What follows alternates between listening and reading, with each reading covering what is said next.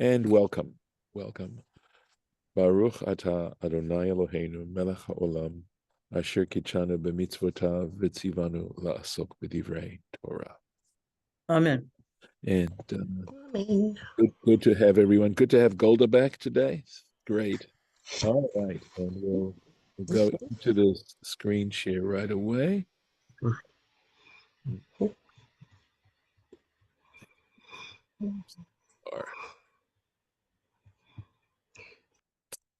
So we left off with an open question. Lauren, do you remember the question was, or the issue that we were discussing yesterday? Do I ever? Okay, go for it, please. Well, I mean, we were just basically talking about the issues of sexual morality and the issues of nature versus Torah law. Right.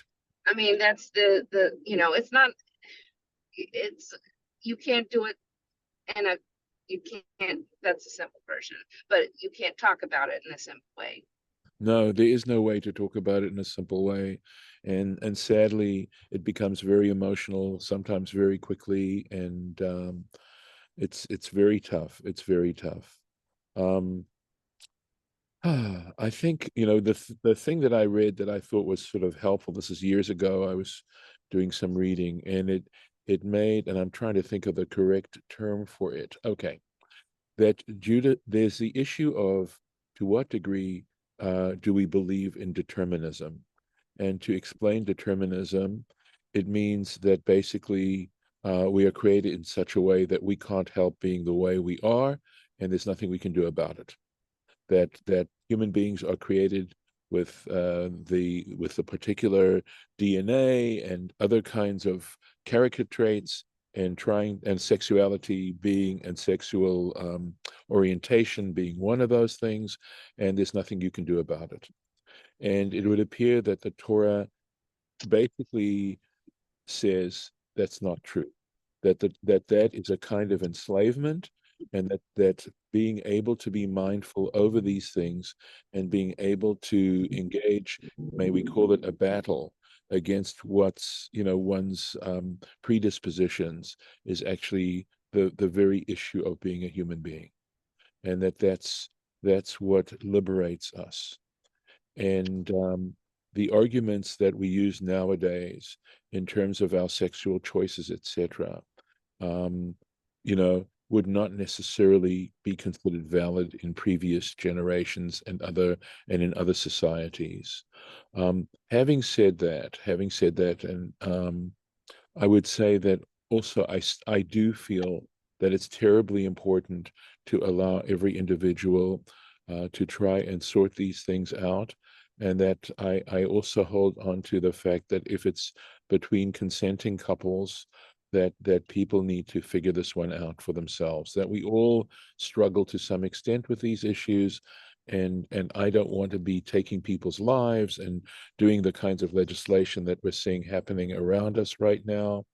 I think that it's in some levels a personal kind of issue, and I know I've said a lot, so I want to pause a second. Lauren, you may have some response, or whoever, to what I'm saying, and let me sit back a second and give you a chance to do that. If no one's going to respond, go on. I mean, I don't really have much to say to you so far, but there are definitely people in each religion that support their religious laws being the law of the land. Yes. And in various lands, and Right. that's always posing difficulties.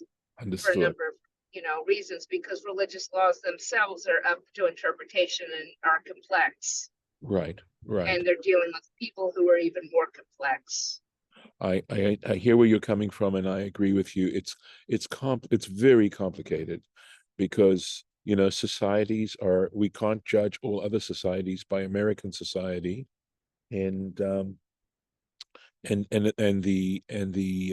relationship of religion to that society is also complex and deep, and how the kinds of assumptions people make in that regard.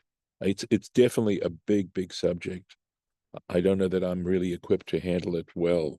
in the space and period, and whether or not in the space of this particular class.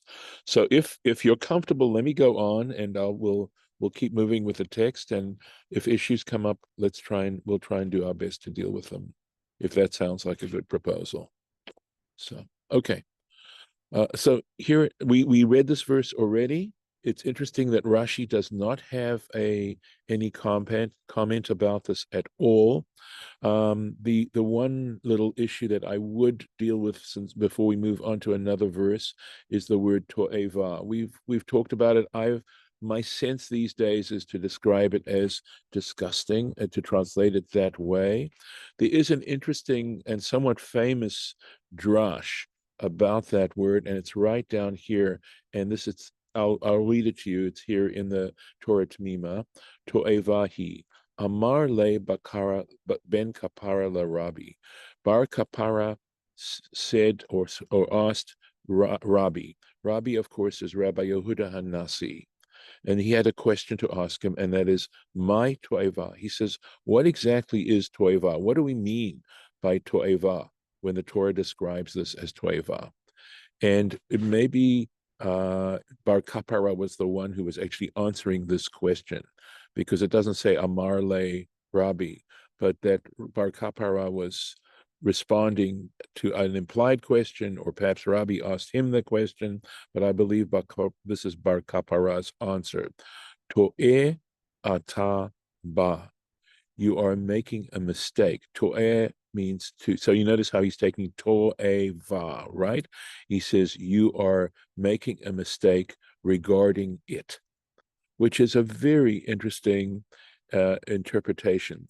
Now, there's a lengthy Torah Tamima commentary on it. I've looked at it. I don't know that I feel a need to go into it deeply at all. The one thing I seem to remember from what he says is that what mistake, with it, and what is the it? And I believe that the it is the issue of the Yetzer Hara.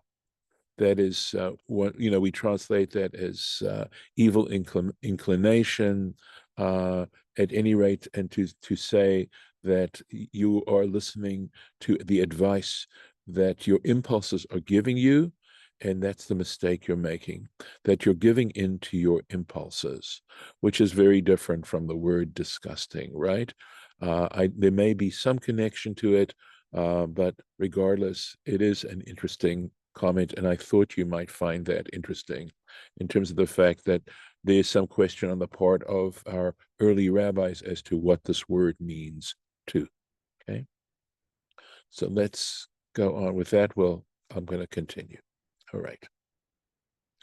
Uvachol behema lo titen shchovtecha l'tam'a ba. We've had this phrase before, right? It says, and with any a cattle, but it means animal, right?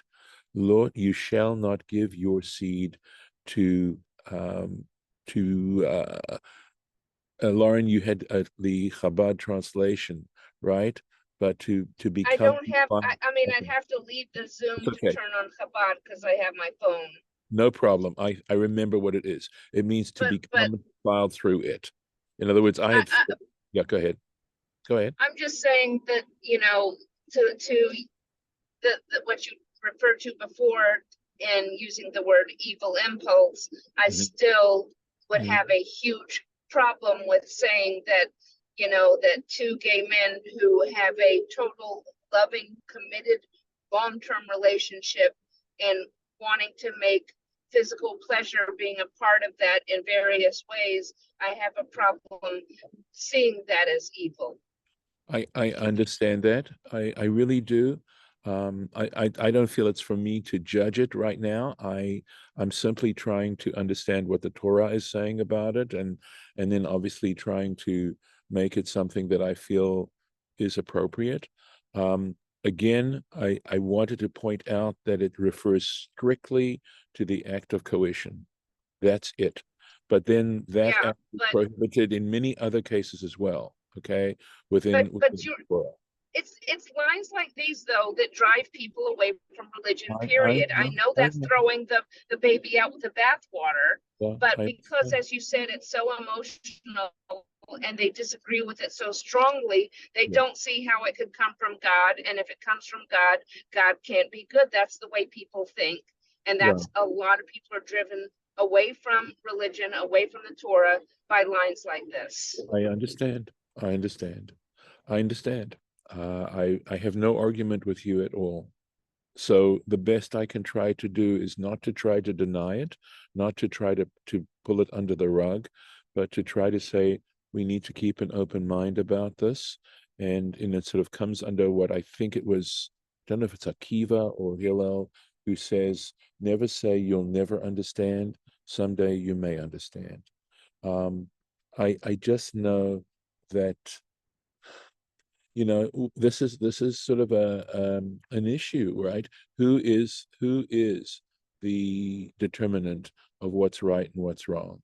And accepting the Torah as being right is a great act. It is a great act, and it involves personal sacrifice. But on the other hand, perhaps someday we'll understand that some of our attitudes regarding sexuality are actually self-destructive. Um, but I agree with you, Lauren. It is a reason why people either put down the Torah or make a judgment about God. And you either say the Torah is helping you understand the divine better, or you say you understand the divine, or your society is telling you how to understand the divine, and the Torah is out of date and inappropriate, etc., etc.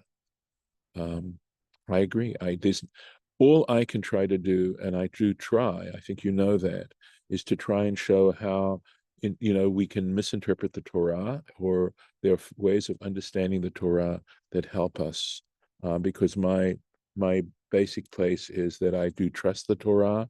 I do believe it's a source of truth and wisdom. But then, of course, there's a distinction between it being a source of wisdom and truth and how people or how I choose to understand it. And it's a lifelong journey. But I also do think that some of our attitudes regarding sexuality at some point we may discover are actually self-destructive. And remember, I also think that as a tree of life, it's trying to teach us how to become immortal. And that may not be important to people. I think people have basically given up on it or resigned themselves. And in that case, the question is, what value does life have ultimately beyond, temporary pleasure? Which is, I think we'd all agree. I think you'd agree with it as well. That's not what life is about, you know. And Oh, perhaps well, then the rest of us who are uh, past bearing age must give up sex, right? no, no, I mean, I don't believe that's what it's saying. No, Golda, yesterday I said that the tradition is not seeking celibacy. Okay, it just doesn't want to put sexuality and the act of that kind of act of intimacy as being a human a right, and an entitlement. It's saying you have to deal with it very respectfully, and well, yeah, other religions have taken it that way, I know, but exactly that way. I explained yesterday that if a man does not, first of all, a wife, let me say this, and I'm going to use the word, is entitled to her conjugal relations. That's the position of Judaism. That if a husband denies his wife without good reason, right, her conjugal relations, it's one of the things she's entitled to. It says, She'erak sutav onata lo yigra. That's the verse. He may not withhold from her, right? I think it's basically her clothing, and I'm not sure. I have to think about what an onata would mean. The acts of intimacy. Hmm. So it's not only about procreation, but it does have to do with, it does appear to be uh, limited to those acts that have the potential of procreation, of legitimate procreation, and also not trying to wind up with children who don't know where they came from, you know.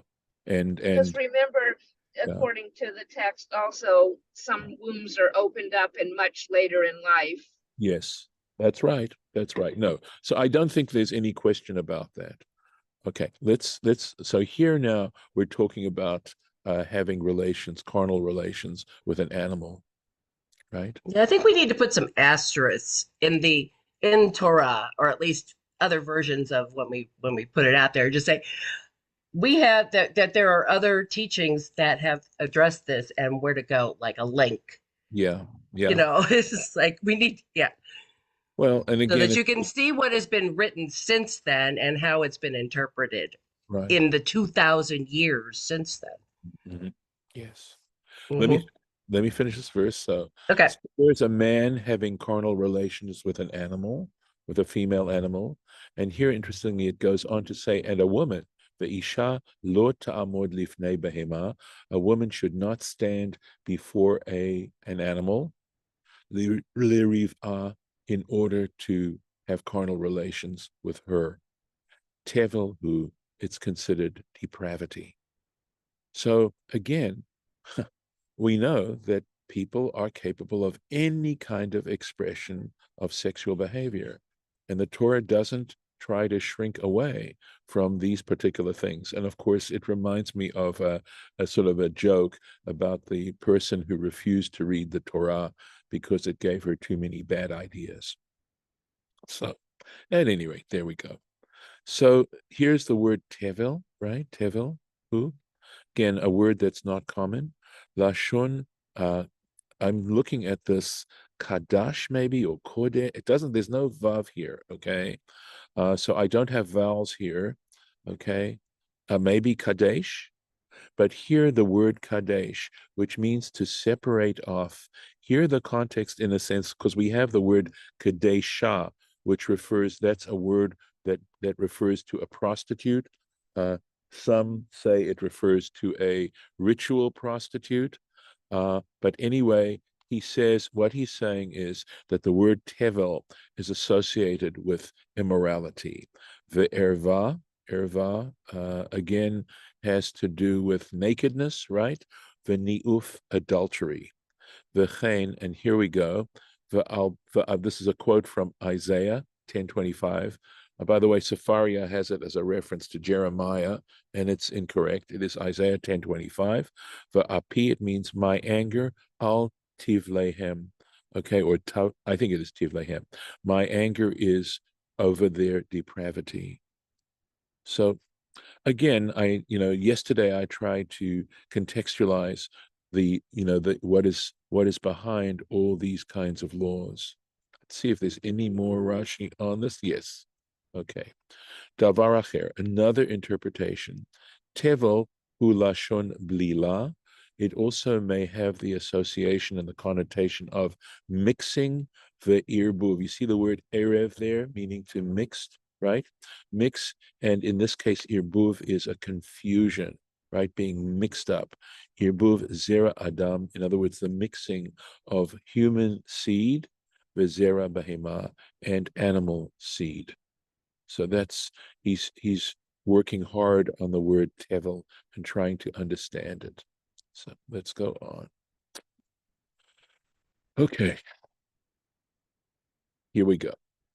Al al titma'u bechol ele. Do not defile yourselves in any of these ways. So again, there's this notion of the human being created in a pure form, and the idea of us using our lives in which to actually to retain that purity and also to perhaps even improve on it, right? To develop it. And the idea is that we don't know where we came from, right? We came from what is assumed to be a place of immortality. And this life is a place where we can either determine whether we continue on to the next stage of immortality or we bring our existence to an end. And the Torah is, as that tree of life, supposedly a way in which to retain that purity, and that purity is associated with immortality. So I think that is the sort of underpinning of what we're looking at and what is prompting these particular laws. So anyway, ki bechol ele, because in all of these ways that have been mentioned, nitma'u hagoyim, the nations defile themselves. Asher ani meshaleach mipnechem, which I am casting away from you. Now, here's the thing. It's true. I mean, again, we get into all these kinds of issues right now, but the implication is that if the Jewish people or the Israelites behave in the same way, they're going to get the same treatment.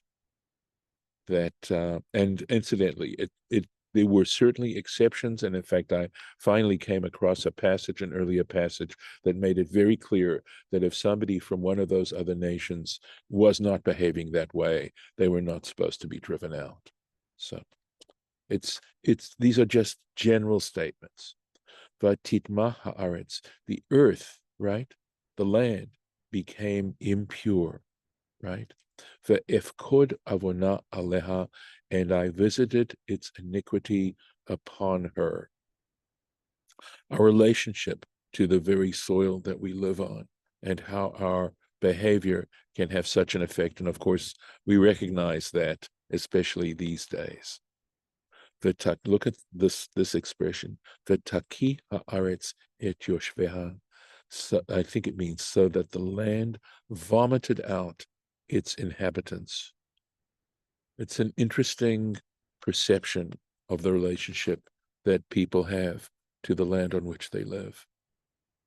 Ushmartem atem et hachukotai, and you should guard my statutes, right? The chukim, remember, are laws that do not necessarily have a rational basis to them. Ve'it mishpatai, and my judgments or my laws, mishpatim, are laws that are the basis of human society, that allows human society to function. And so we have chukim umishpatim. V'lo ta'asu, so that you do not do mikol ha'to'evot. There we go. From all the to'evot, I'll leave it as untranslated, right?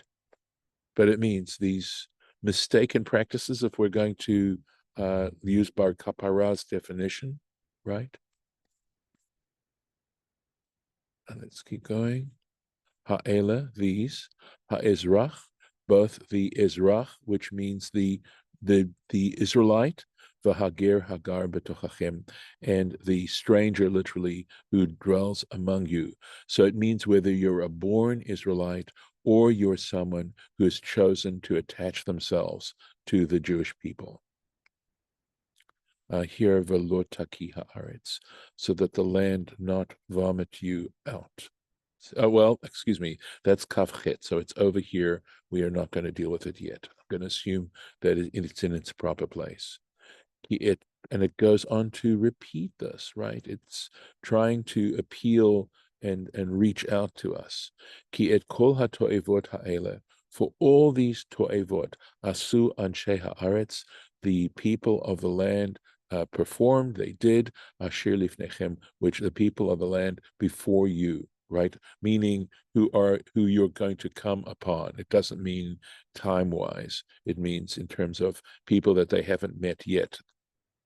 But titma haaretz, and again, it repeats this idea that the land became impure. The Lord taki haaretz. So there is the repetition of that idea, so that the land does not spew you out. Etchem, you. But tama achem ota, when you defile it. Kasher ka'a et hagoy, as it vomited out, spewed out the nation asher lifnechem, the nation that is before you.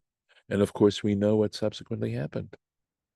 So I think that in some ways is part of the Torah's greatness, is that it doesn't paint a picture of the Jewish people, of the Israelites, as if they're, they never do anything wrong and that they're perfect and somehow better than everyone else, except in very specific senses in terms of the opportunity that they have. So we had the Rashi lo taki etchem. So it says, Mashal Levin Melech. This can be compared, right? It's a parable to the son of a king, a prince. She'echiluha davar mius. They fed him something disgusting. She'ein omed ba'amav, which he wasn't able to digest. Literally, it means which does not remain in his innards. Ella maki'or, but rather he vomits it out. Kach Eretz Israel, and the land of Israel is similar to that. Eina mekayemet, it is not able to sustain ovrei aveira, transgressors. V'targumo, and the Aramaic translation of this is velo teroken, right? So it, in a sense, teroken means to be voided. It has to do with emptiness. Lashon rikun, okay? In other words, this has the meaning of to empty out, right? Merika atzma mehem. It empties itself out from them. Ki kol asher yaseh, because anyone who performs this, who does this, mikol ha'ta'evot ha'ela, from all these to'evot, v'nichretu ha'nefashot, those souls will be cut off. Ha'osot, who do, mikerev amam, from the midst of their people. I know this is exactly, Lauren, what you're referring to, is the kinds of things that make people angry and turn them off, etc. But it's there, and trying to be able to relate to it without necessarily judging it, and trying to also maybe see what is, what's it's attempting to do. Well, I had a thought though, because Yeah. there were times in tradition Yes. would interpret paganism to include things like Christianity or Islam or and, and about I'm sorry, you're breaking up. and Oh, I'm so sorry, you're breaking up. Still breaking up. okay, sorry, bye. Oh, really? It's just not working? Okay, I'm so sorry. But doesn't Apparently this not if work this? you can't hear me. No, this is better.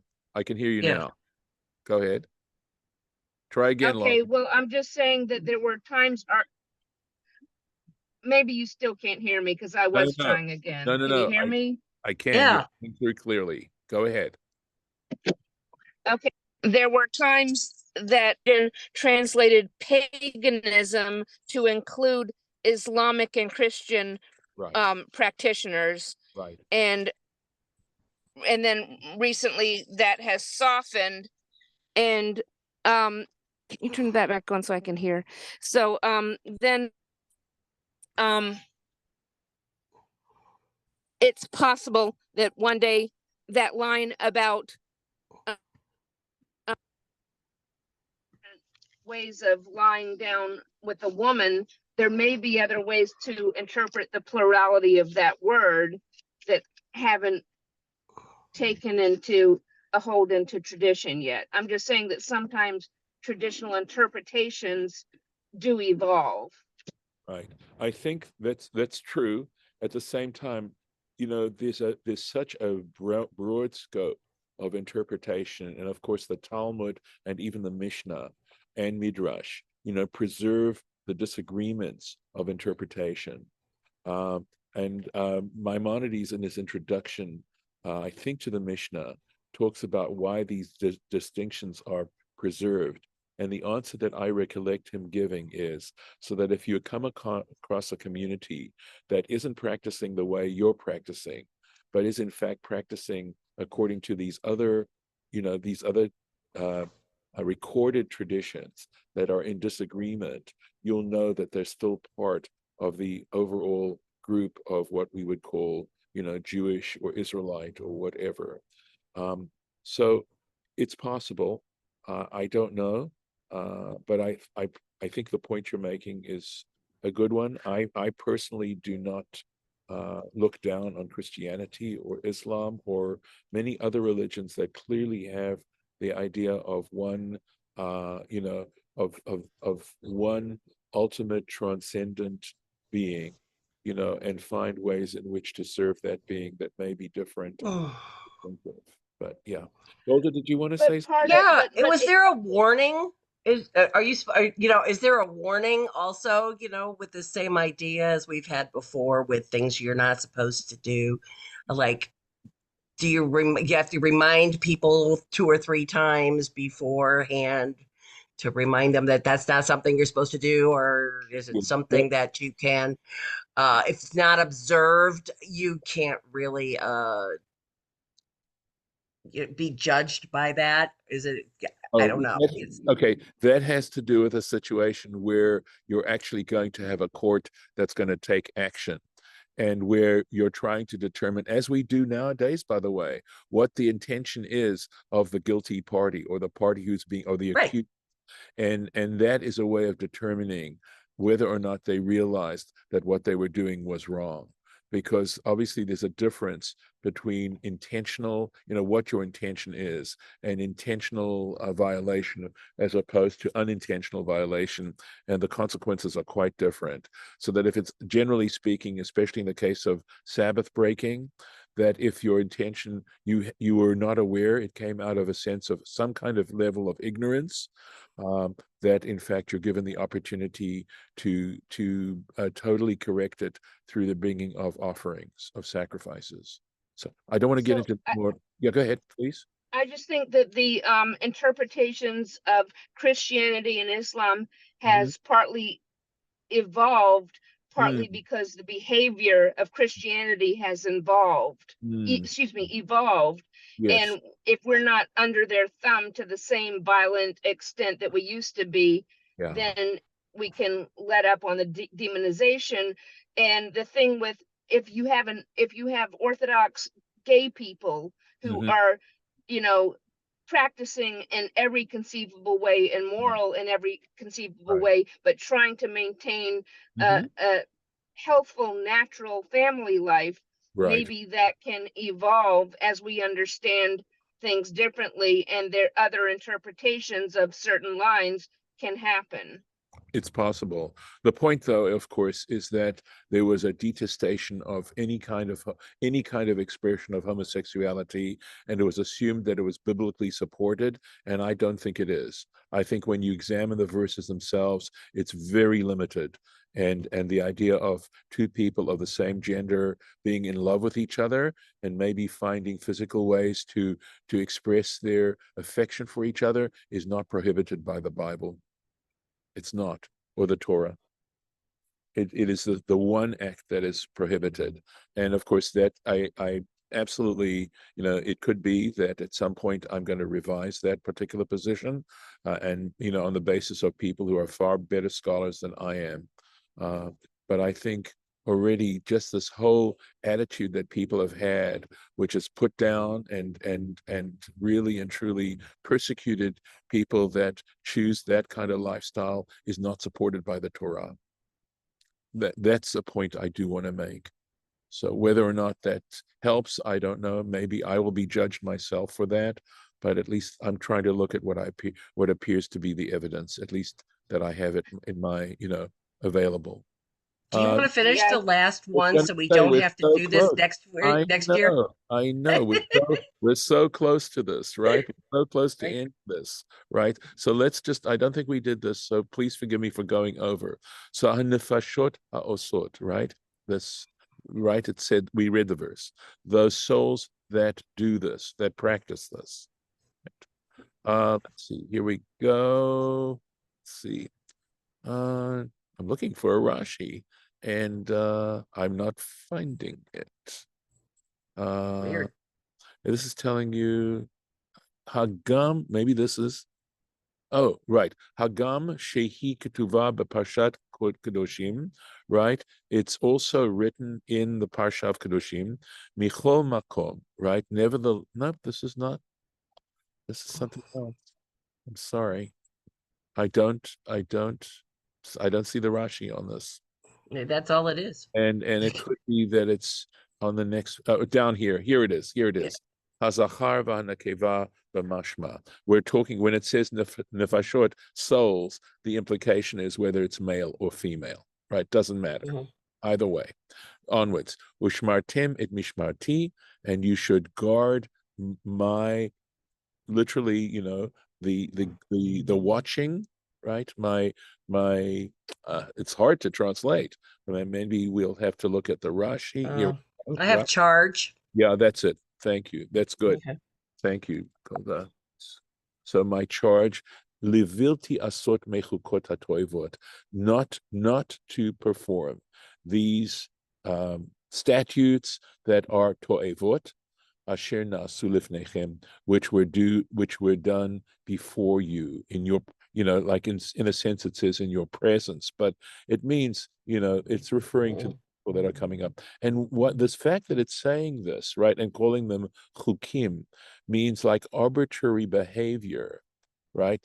Deciding that this is okay to do. Velo titamu bahem, so that you do not defile yourself through them. Ani Hashem Elohekechem, I the Lord am your God.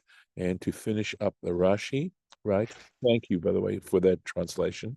Ushmartem et mishmarti, and you shall guard my charge. Lahasir beit din al kach. In other words, that the courts are warned to take action, right? V'lo titamu bahem ani Hashem Elokechem, so that you do not defile yourself through them. I, the Lord, am your God. Ha'im titma'u, it says, so that if you in fact do defile yourselves, ani Elohechem, I am not your God. I'm not your Elohim. You can't call me your Elohim if you're not willing to do this. Va'atem nifsalim me'acharai, and you are pasul means I'm again struggling for translations, but it means something that is not. Oh, so sorry. I'm struggling to remember. Golda, Valid. invalid. Mhm. You are invalid from following me. And so, what benefit do I have in you? V'atem mitchayvim kliya, is since you are going to be chayav means to owe, right? Kliya, ending. In other words, you're going to have to be you're going to, Obligated. well, no, the kliya is extirpation or Mhm. extermination, something like that. Lachach ne'emar, and for this reason it says, Ani Hashem Elokechem, I am the Lord your God. So Lauren, it's like we build and build and build the very material that you said, tragically turns people away from Judaism, you know. So it's tough. It really is, because if in fact if the Torah is in fact true, and it's trying to warn a person, it's like saying to someone, if you, this may be a bad example, but if you continue to smoke, you're going to get cancer and you're going to suffer, and it's going to cause terrible trouble. And the reaction to that is, stop trying to boss me around. Don't tell me what to do, It's you know and it's a struggle. And the example you gave of Orthodox, who in every other way struggle with these things, I feel God is ultimately the judge, and it's not for me to judge them. And the truth is, I know for a fact of and there's no such thing as gay cancer. That's an unfair analogy. I didn't say. Safe sex is, Yeah, possible. Lauren, you're misunderstanding me. You're misunderstanding me. I'm just saying, I'm not. I'm I not wasn't trying to I don't think suggest. I'm No, misunderstanding. no, you are. I'm not trying to say. That wasn't what I was trying to say. I was merely The saying. analogy. I understand. Okay. I'm sorry if the analogy was a bad one. I was thinking more in terms of, if in fact the consequences are disastrous. Okay, that's all in the most. I was just trying to give a simple, a specific example, but where you're talking to someone and you're warning them that if they do this, okay, the consequences are going to be disastrous, and the reaction is, don't tell me what to do. Okay, and there's anger, and this is very human. It's very human to react in that way. That's all I was trying to say. And I put an if in front of that. Okay? Maybe the results aren't disastrous. The Torah is suggesting that they are. And a person has a right to disagree, you The know. current interpretation of the Torah is suggesting that they are, is what I would say. Yeah. But remember what I did say as far as, loving a person of the same gender, that the Torah is not saying. I'm referring to the act Right. that is commonly expressed in loving relationships. Okay. So again, maybe, that's how we feel these days.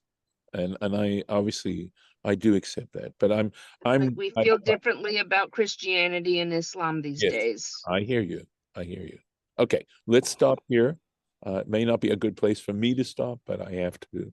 So I'll stop the share. And thank you for whatever patience you have given me. And if you still want to talk to me, okay, or learn with me. Okay, thank you. Take care. All right. Shabbat shalom. Shabbat shalom. Stop the recording.